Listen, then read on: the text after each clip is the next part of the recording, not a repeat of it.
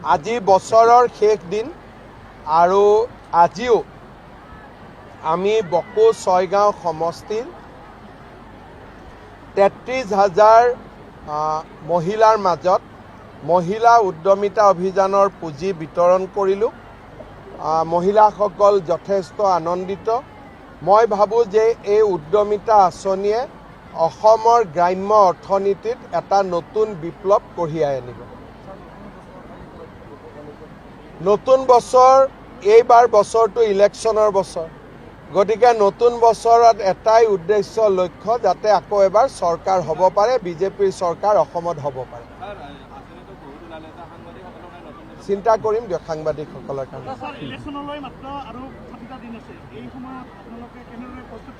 আমি আমাৰ প্ৰস্তুতি সম্পূৰ্ণ, আমাৰ সমান্তৰালভাৱে পাৰ্টিৰ কামো চলি আছে, চৰকাৰৰ কামো চলি আছে, গতিকে আমাৰ কোনো সমস্যা নাই।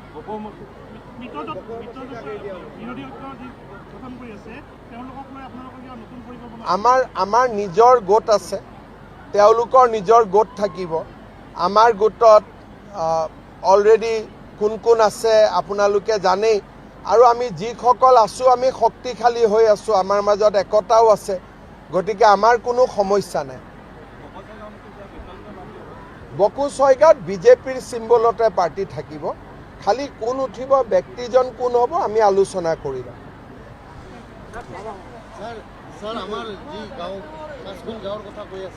পাঁচখন গাঁও কি নাই নাই সেইটো কৰিম, চমৰীয়াৰ পৰা উলিয়াই আনিব লাগে যে তোমাৰ আছে সেইটো চাই আছে চন্দ্ৰপাতৰ চব মীমাংসা অলৰেডি, সেইটো হৈ গ'ল অলৰেডি। দে